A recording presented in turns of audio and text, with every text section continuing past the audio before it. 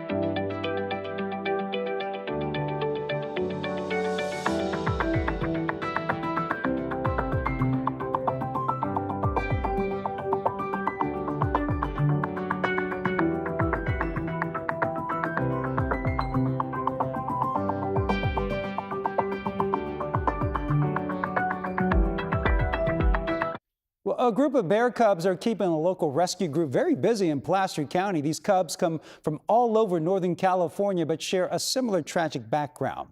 Reporter Connor McGill has the story. The team here says they've seen nothing like it. 6 bear cubs brought in just a matter of a week. Now under their care, they're capturing the attention of thousands on social media. 6 black bear cubs rescued in just days from all across Northern California. Rubicon and Tahoe, Lassen and Trinity, Shasta and Rollins. All of them orphaned in their very first few months of life. We're one of only 3 rehab facilities in the state of California to have a permit from CDFW, that's California Department of Fish and Wildlife, to be able to rehab black bear cubs. Gold Country Wildlife Rescue is working closely with the Bear League, a group that's been helping bears for nearly 30 years, and now sharing these cub stories online. They're all different, they're all unique, and yeah, you get really attached because we sit and watch them live. Right now, each cub is just 5 to 6 months old, weighing between 20 to 25 pounds. The goal? Help them grow strong enough to be released back into the wild. Right now they're little tiny cubs, but by the time we release them next spring, they're typically anywhere between 150 and 175 pounds. The team knows the reality. Not all cubs have it out alive, but there's hope for these 6, now safe in the rescue's care. We know we're going to lose some. It's just part of life, but we hope that the rest of them make it. So far, so good. Well, Gold Country Wildlife Rescue says the cost of raising the wild cubs can really add up quickly, and they're asking for public donations. Well, people in Tahoe have a new way to get to one of the area's most iconic locations. New shuttle service to Emerald Bay starts today. The vans leave from Camp Richardson in the south and from Tahoma in the north from 9 a.m. to 5 p.m. The hope is to cut down on traffic and illegal parking. Those shuttles run through October. Straight ahead in sports, special shout out to a gone but not forgotten sports franchise. And we'll get you ready for the Valkyries Experience Show tonight at 7:30 on the eve of its game at Seattle to close the first half of the season.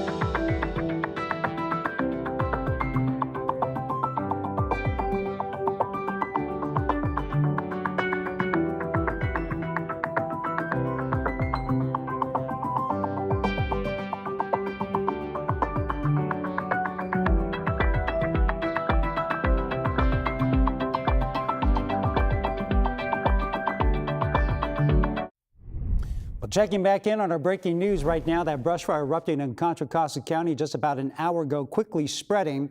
Our chopper showing the scene out of Antioch, and according to ComFire, this is burning at Oakland Road and Willow Avenue, right near a neighborhood. Crews do appear to be getting a good handle on the situation as we bring in Zoe Mintz right now. And Zoe, at one point, the winds were really fanning those flames. Yeah, those winds were gusting anywhere from 20 to 30 miles an hour, and that is currently what they are. So do not expect them to necessarily calm down anytime soon. They're likely going to stay this way at least through sunset, but the direction of them is really good news because they're coming in from the onshore direction. So they're taking all of the moisture from the ocean, funneling through the Golden Gate and coming out towards Antioch. So yes, they are windy because they're being funneled through the Golden Gate, but they're also ushering in moisture. It's not going to put out the fire, but it's also not going to exacerbate those fire conditions. So you might be seeing a little bit of smoke in the air if you do live farther inland. But again, if you do live downstream, downwind of the fire, that's really the only places that are going to be impacted. So those of us who live in the peninsula and our North Bay, we're not going to see any smoke from that wildfire. However, if you live down in San Jose and our South Bay communities, the Santa Clara Valley, you've probably noticed a little bit of a haze in the sky over the past several days. And that's actually from Northern California's wildfire smoke. And right now, this is our current smoke that we are looking at. A little bit of it is still sitting over those South Bay communities. But again, as the onshore winds continue to pick up over the next couple of days, it's going to usher away basically all of the smoke that's been sitting overhead. So yes, there has been a little bit of a haze in the sky. It's been bringing us extra vibrant sunrises and sunsets over the past several days. But again, it is not going to last much longer as the onshore wind continues to pick up. We've also noticed quite a lot of fog over the past several days, especially along our coastal communities. And that fog continues to funnel in through the Golden Gate. Again, the wind's funneling through the Golden Gate, but so is the moisture. So is a little bit more of that fog. So moisture is definitely a good thing when it comes to wildfires.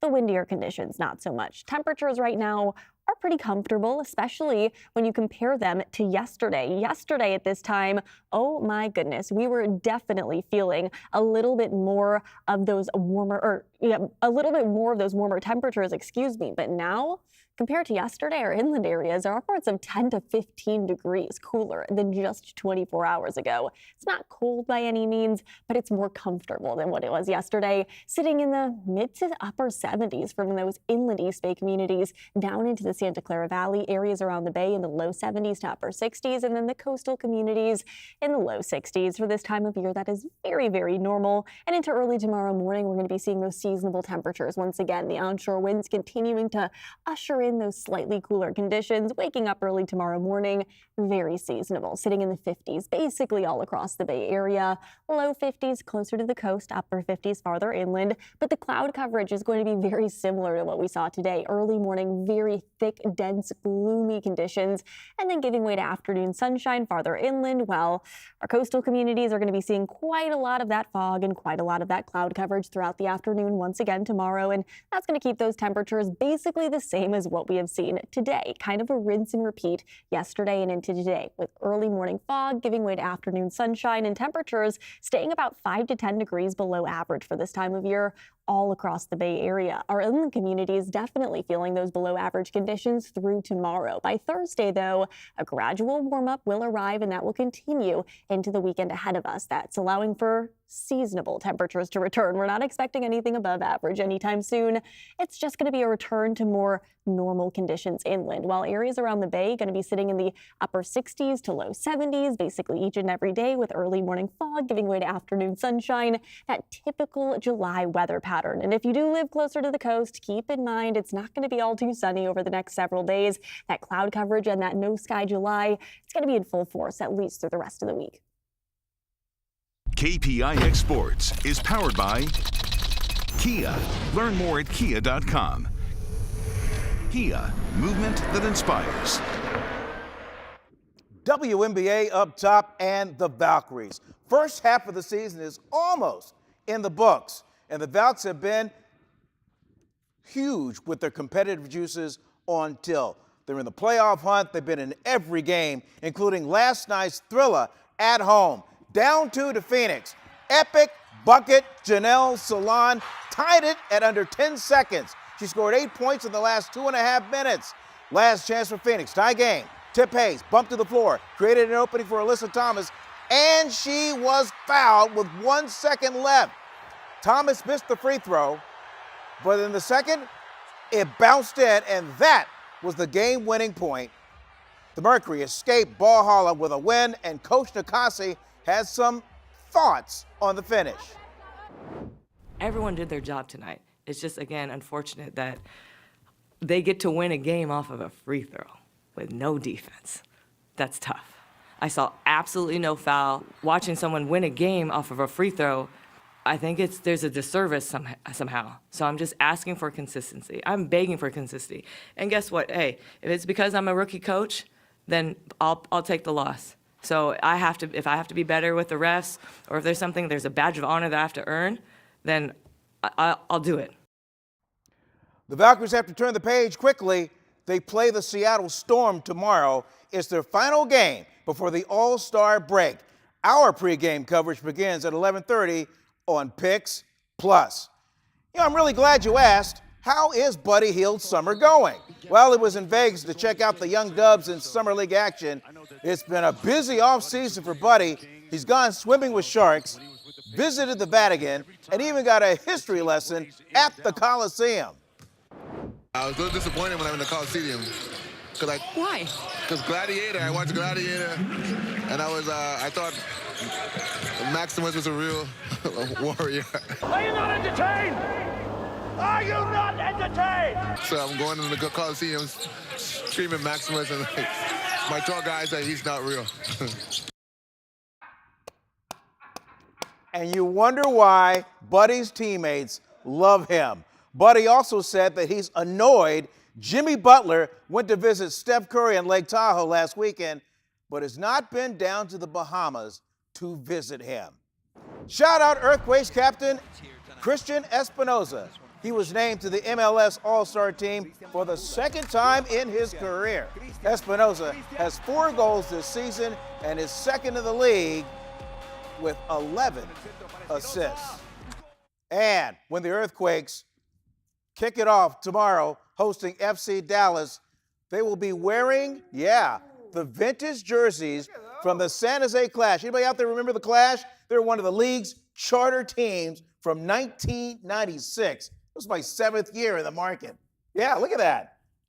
Pretty cool, nice. huh? I like that. That's Pretty cool. Nice jersey. Yeah, San Jose Clash. Love it. All right, thanks, Vern. Up next, we're going to take you on a journey into the waters of the Pacific. We're going to meet the scientists hoping that sharks can provide a clear picture of the overall health of our oceans. So this is a broad-nosed 7-gill shark. He doesn't seem to mind that you're doing all these things to him. They get pretty chill when they're on the boat.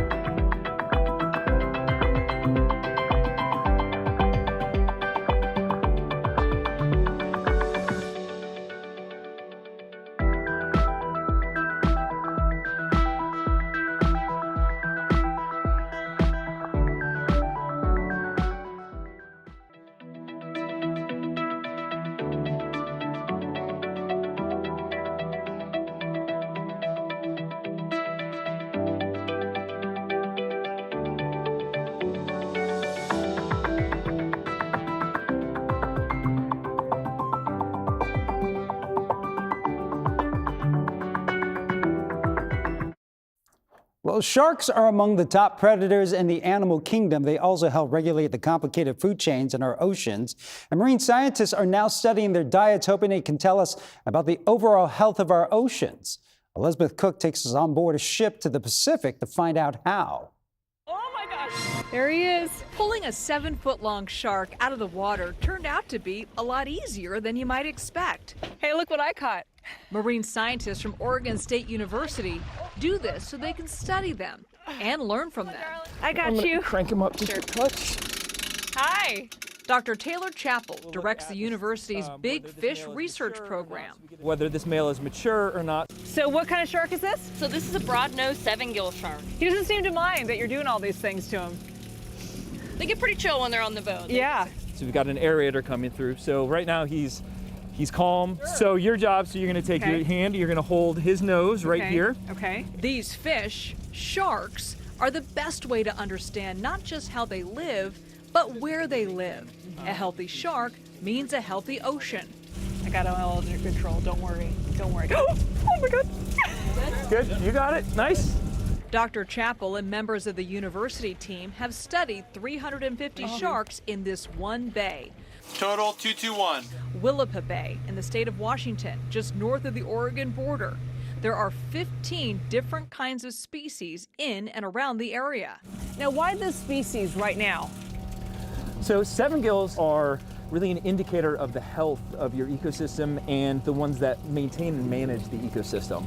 Sharks are an apex species, meaning they are at the top of the food chain. If what they are eating is healthy, then that is an indicator of the health of the water. And that matters too for many of the people who live here and depend on fishing for their livelihoods. So we'll actually collect the stomach contents from the individual shark. Part of the examination Jess Schulte will do is figure out what the sharks are eating. Right. She is working on a PhD on sharks' diet. And today, another shark. They're also generalist predators, so they'll eat basically whatever's in front of them. Even if it's another shark. Even if it's another shark. Back in the lab, what they learn from the shark is analyzed. We've actually got a jaw here of some animal.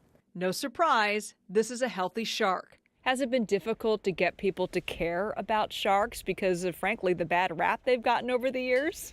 Yeah, people are interested in sharks. They like to watch a show about sharks, but when it comes to people opening their wallet to support the research, it's really, really difficult. But because of what he and his team have been able to do here, they can say this one bay is healthy. You're free, buddy. You did great. Well, that's it for the news at 5. CBS News Bay Area with Julie Goodrich starts right now. Ryan, thank you. Let's get right to that breaking news out of Antioch. A brush fire sending up huge plumes of black smoke not far from the Antioch BART station. So the fire is burning near a neighborhood at Oakley Road and Willow Avenue. So this is on the eastern side of the city. I want to get right to Sarah Donchi with the latest. Yeah, Juliet, we have been really closely following this breaking news at this hour. This fire broke out just about an hour ago, and it pretty quickly erupted to a 3-alarm situation, which is indication that firefighters are taking this very seriously. This is right by the BART yard. We could see the fire burning near some RVs in an industrial area. The flames were also spreading through an area with a lot of trees, as you see here. That is never a good situation, especially when those trees are dry. Firefighters have been trying to keep this fire from spreading into a nearby neighborhood, which presents its own set of concerns. But this is a live look from our helicopter right now. Con Fire says the fire has burned 10 acres right there. Obviously, the road maybe even serving as a natural fire break there. The good news in all of this is that no one is being evacuated yet. So hopefully that means no imminent danger for those neighborhoods. But we did learn there is a public health advisory for Oakley, for Brentwood, for Byron, and Discovery Bay because of the smoke that this fire is putting out. And as you can see from these live pictures, it still is putting out some smoke. This is a look at video from our chopper, though, from about a half hour ago. Much, much more smoke, obviously, just minutes ago. The fire was burning through some of all the dry brush that's surrounding that area. The winds were pushing the smoke, hence the alert for the neighborhoods nearby and the health advisory. Obviously something to consider for particularly sensitive groups as well. But obviously between this picture and the pictures that we're seeing now, major progress being made, at least from that vantage point, it seems. You can see firefighters working on the ground also to put out the fire. They were spraying hoses directly on the flames there. And we also saw this a helicopter dropping water from above. So it looks like they're attacking this from multiple angles. This is another view of the fire still. You can see the flames moving toward the railroad tracks and what looks like, again, to be an industrial yard.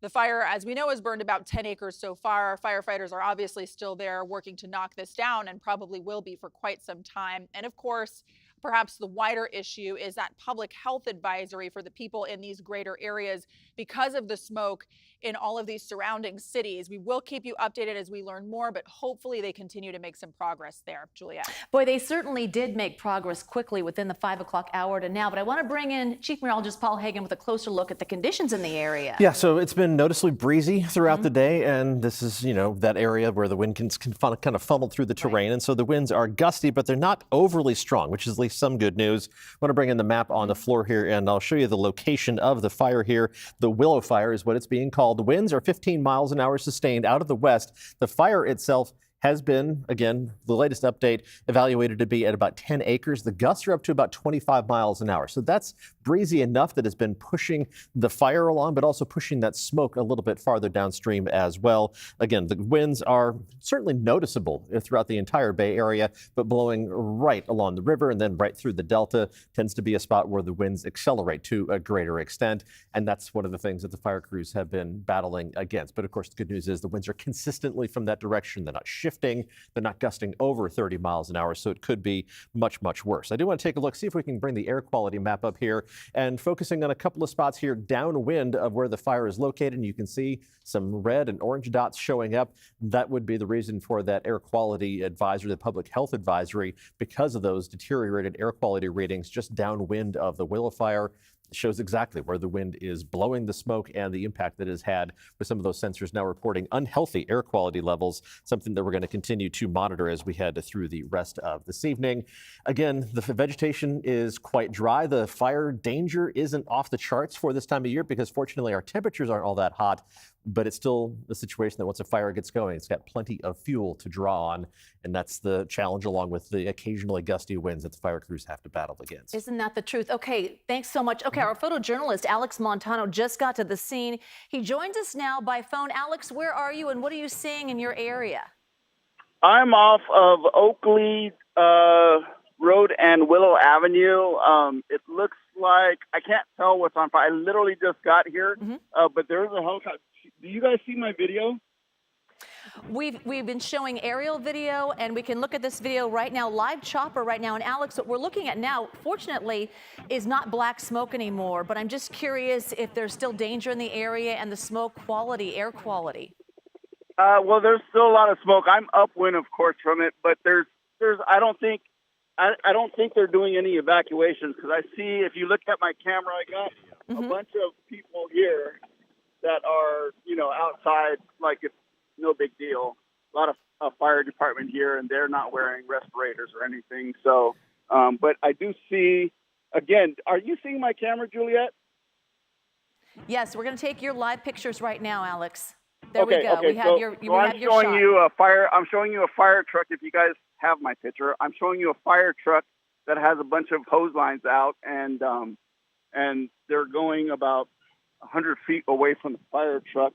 There is like 3 hoses trying to put out fire. It looks like it's grass fire. Of course, here comes another, looks like a water drop perhaps coming in.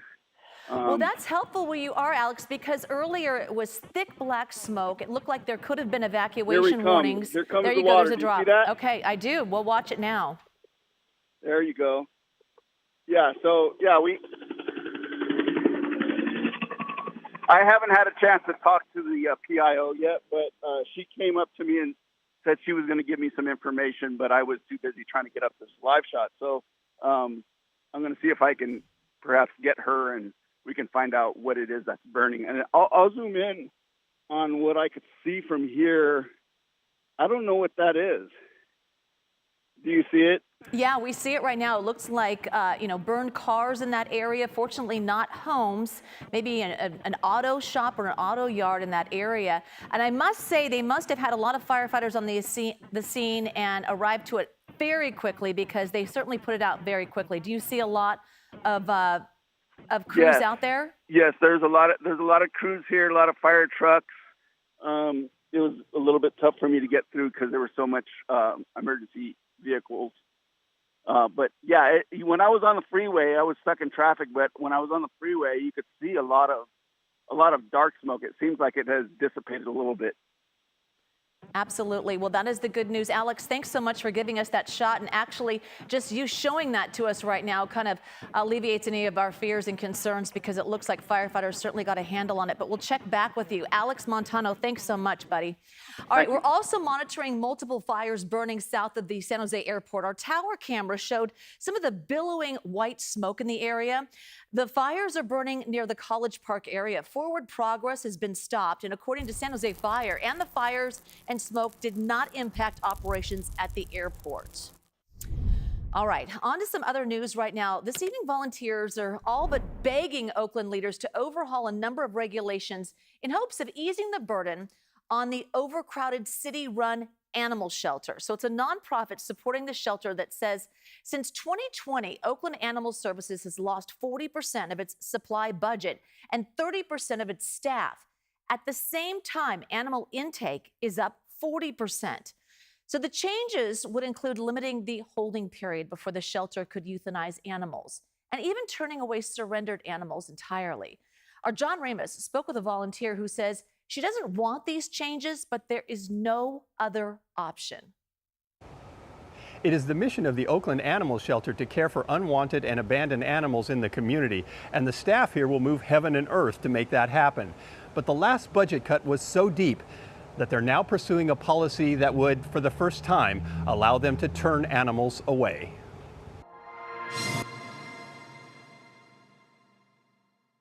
If someone had an animal to turn in at the shelter today, they were out of luck. Prior budget cuts have closed the facility to the public on Tuesdays and Wednesdays.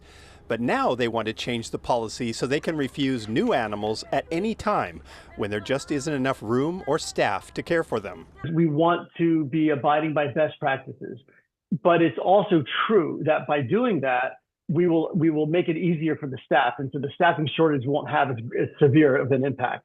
Oakland has always been what's known as an open admissions shelter.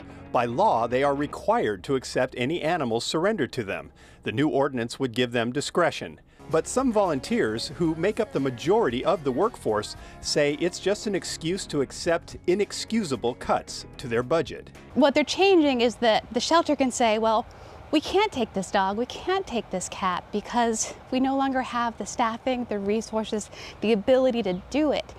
And that's the problem. The problem is that they keep cutting the budget. Just recently they cut 8 permanent full-time staffing positions, so we'll have even less people working with the animals. It's just a mess, and we want the people of Oakland to know about this. Johanna Widger and Willow Liroff donate their time to taking care of the animals in the shelter. They say the new ordinance may be a practical reality, but it will have dire consequences in the future. We have never seen such a severe and drastic staffing shortage as we have now. To lose 8 full-time positions from an already skeleton crew of staff is devastating, and the shelter is truly in crisis because of it. We have people in the parking lot letting animals loose. We have people on our streets, at parks. This problem is only going to compound. And the heartbreaking results were suddenly there to see. A woman arrived carrying a tiny newborn kitten she had just found in the street. This little baby was under a car, a parked car, so. But then she was told there was no one available to accept it, and she left with the kitten still in her arms. The volunteers say the shelter has been an easy target for the budget axe, and they have been dealing with more and more cuts every year. But now they say they have been cut too far, and the solution of turning away animals from an animal shelter is really no solution at all. I had to bring this up because I think that it's important for people to know that we've had death by 1,000 cuts. With this staffing crisis, there's no easy immediate answer for it, but changing an ordinance is something that is disastrous to the community. The director says he would like a system that tries to connect pet owners with the help they may need to keep their animals. But the volunteers say with the budget cuts, there is simply no one left in the building to do that. So it's unclear when the city council would vote on the new ordinance. It was recently taken off the consent calendar for today, which means a vote may have been postponed until September. All right, still ahead here at 6, a big decision in San Francisco this afternoon, and it could mean the end of free parking in Golden Gate Park. How people are feeling about the plan to ease a budget crunch. It would be really great if this was not yet another way that we're making life more challenging and expensive.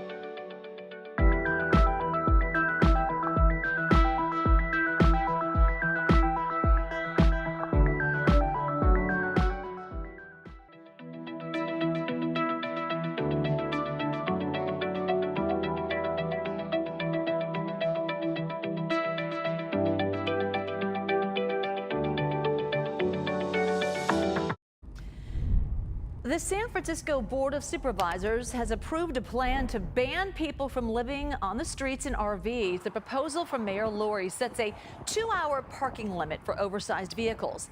An amendment to the measure requires that the city help SFMTA manage a permit program for temporary exceptions. But critics say the details of that program have not been fleshed out. And get ready to pay to park your car in San Francisco's Golden Gate Park. The Board of Supervisors just took up a proposal to let SFMTA set parking fees for the park. It passed by a vote of 10-1, with Supervisor Fielder being the lone no vote. Right now, there are thousands of free spots that fill up fast on the weekends. Lauren Toms talked with people in the park who aren't thrilled they're going to have to pay soon. More than 24 million people visit Golden Gate Park each year. Today, Gail came to celebrate something unforgettable, her son's wedding, just hours earlier. We had a simple ceremony at the city courthouse today and had decided to have a picnic here. Like many, she drove and parked in the 1,000-acre park that could charge vehicles to pay to park along the winding curbs. You know, there are just certain things that are really important to keep available for healthy lifestyles and for families to do together.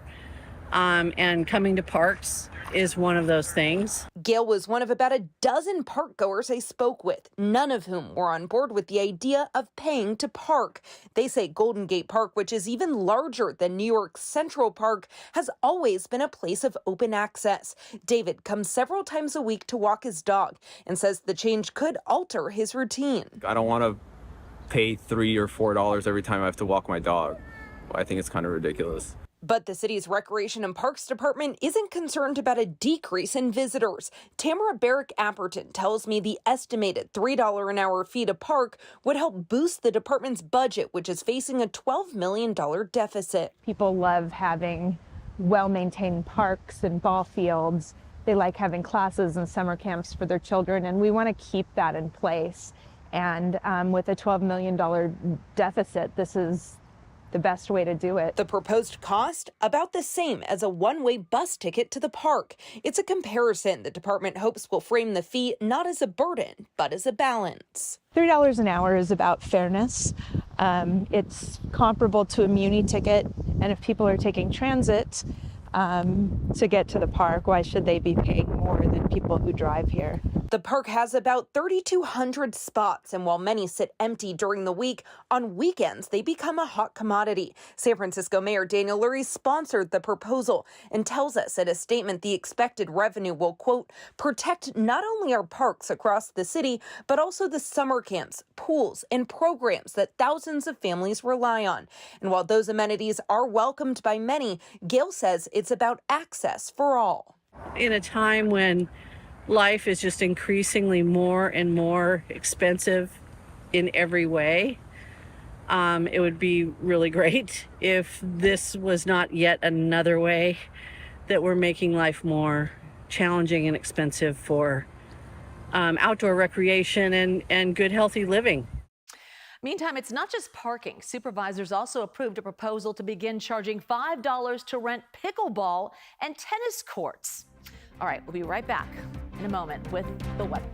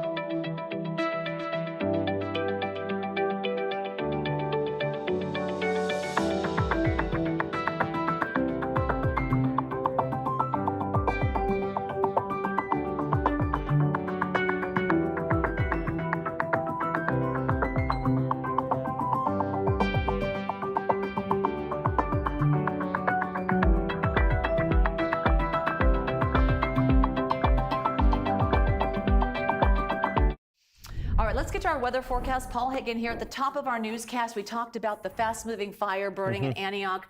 The winds and the conditions, we're kind of in the middle of it now. Right. The good news is, just an update, that the fire crews report that the perimeter of the fire has been contained. Yes. So now they're going to go to work on just kind of getting it put out within that perimeter, Yep. but at least it's not spreading further from where it was. They worked fast. They always jump on these things Yeah. amazingly fast. Let's take a look at the air quality concerns that are downwind of that fire, the Willow Fire burning between Antioch and Oakland, and the red and orange dots on the map indicate the unhealthy air quality ratings. This has prompted the air quality advisor for Oakland, for Brentwood, for Discovery Bay as well.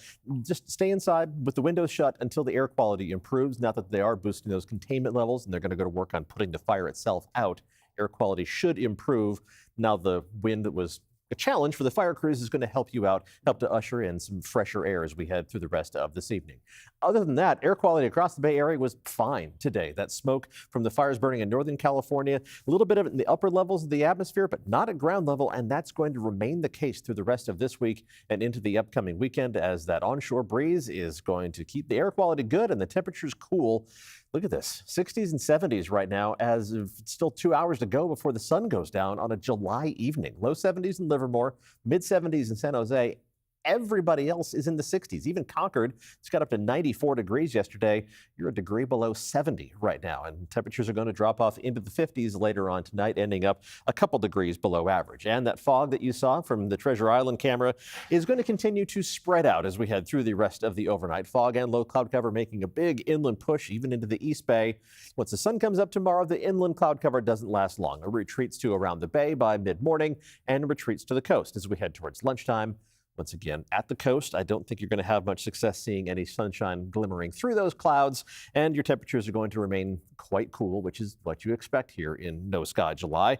Otherwise, temperatures inland are going to be running, well, close to average in the Santa Clara Valley, just a few degrees below normal in San Jose, with low 80s for Los Gatos and Morgan Hill. Otherwise, temperatures are going to be running close to 10 degrees below normal east of the Oakland Hills. Only 70s for Fairfield and Concord, low 80s for Antioch and Livermore. Mid-70s for Fremont and Redwood City, 60s both San Francisco and Oakland, right around 60 degrees at the coast, with mostly 70s for the North Bay. That southwesterly wind is going to very effectively keep North of Bay communities on the cool side for, again, the middle of July. It's not supposed to feel like this. The North Bay is also where we find today's adoptable dog of the day. Good luck saying no to this sweet face if you get room in your home for an adoptable pet. This is Bruno, who is looking for his forever home. Temperatures in Petaluma only getting up to around 70 degrees in the afternoon. So just ideal walking weather. Not a guarantee this time of year. This tends to be the time of year when you have to get your pups out early in the day or wait until around sunset. Go for it tomorrow. Temperatures, again, staying in the 60s for most of the day there. The wind will be noticeable, gusting up to around 30 miles an hour in the afternoons tomorrow and again on Thursday. And if we extended the chart beyond that, it will likely be the case Friday and even into Saturday and Sunday. Although I think the wind is going to back down enough over the weekend that we should see just a little bit of a warm up for inland parts of the Bay Area. Temperatures reaching up to the middle portion of the 80s by Saturday and Sunday. Again, in July, that's not bad at all. Then we're right back down to only around 80 degrees by Monday and Tuesday. Bayside temperatures hardly change at all, hovering right around 70 degrees for the foreseeable future, with the morning cloud cover giving way to afternoon sunshine. And at the coast, well, the morning fog and the afternoon fog and the evening fog are all going to be jumbled together, and your temperatures don't change at all. Everybody around 61 or 62 degrees each and every day through the 7-day forecast. Jules? Paul, thank you. When we come back, how employees at a historic San Francisco theater rallied to ensure its future is secure.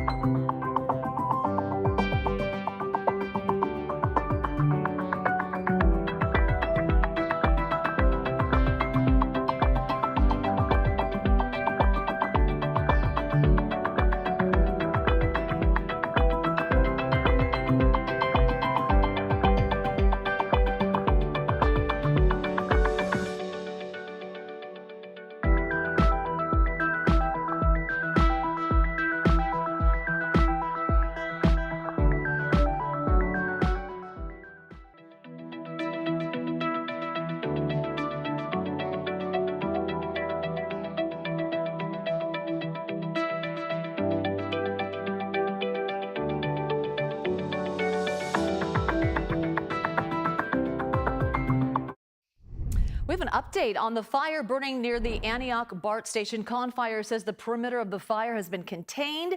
These aerials from within the last 15 minutes where you can see the white smoke, a much better scene than in the 5 o'clock hour. The fire burned 10 acres near the BART yard at Oakley Road and Willow Avenue. Crews on the ground and air kept it from spreading to a nearby neighborhood. There were no evacuations, but a public health advisory was put out for Oakley, Brentwood, Byron, and Discovery Bay because of the smoke. All right, onto a staple of San Francisco's Mission District has cemented its spot long term. The staff at the Roxy Theater announced their purchase of the building at 16th and Valencia Streets is moving forward. So the staff had been working for months to raise the $7 million, and the purchase closed in May. The theater had been renting out the location for the past 112 years. So Henry Rosenthal, who is a member of the Roxy Theater board, called the purchase a dream come true. He tells us what moviegoers can expect going forward. It's a revitalized theater with new technology, new screens, just upgraded everything, and a well-maintained building, and that we hope will carry us forward indefinitely into the future. Rosenthal said the support from the public has been overwhelming since they started raising money for the purchase. All right, after a tough loss last night at Valhalla, the Valkyries will be back in action tomorrow, taking on the Storm in Seattle. It's their last game before the All-Star break. You can watch it on our sister station, Pix Plus. Pre-game coverage starts at 11:30 a.m. CBS Evening News is next on KPIX. I'll see you in 30 minutes at 7 o'clock with more news and an update on the fire coverage.